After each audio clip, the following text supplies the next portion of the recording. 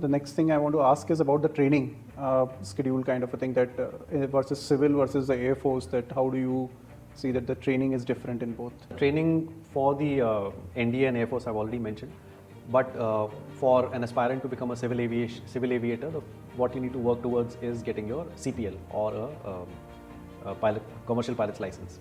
So that is the basic requirement before you can join an airline and become a first officer, which is a co-pilot. So in order to get a CPL, one needs to enroll with a flying academy, which a lot of government and private academies are available all over the country. And they will help you and guide you through the ground training, flying training, and based on that there are certain examinations that you need to appear for, which are conducted by the DGCA.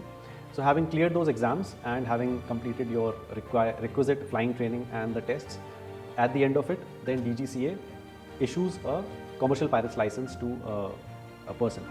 Now, once this commercial pilot's license, so now this complete training is something for which the person needs to sponsor himself, as in you need to pay for the complete flying training and the ground training, etc. Depending on what the market situation is, having got the commercial pilot's license, so it can happen that the airline employs you as a first officer and the airline will train you on the aircraft which the airline owns. That is a possibility. So this aircraft specific training is what we call the type rating.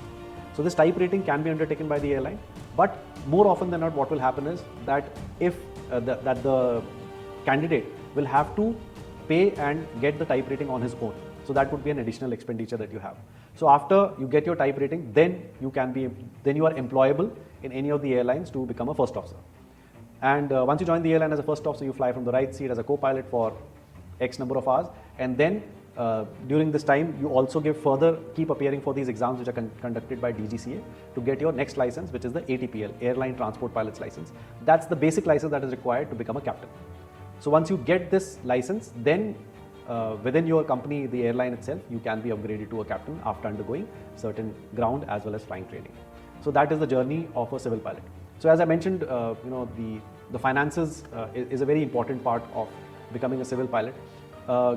If I were to give a ballpark figure, probably anywhere between 30 to 50 lakhs would be the expenditure for your flying training till the time you get your CPL, and maybe another 15 to 20 lakhs if you need to get your type rating done if your employing airline is not sponsoring it. So that is the kind of expenditure that is required. Now, as far as that is concerned, there is another option which a lot of airlines are offering nowadays, which is called a cadet program. So for example, you don't have a CPL, but you have the educational qualification for that.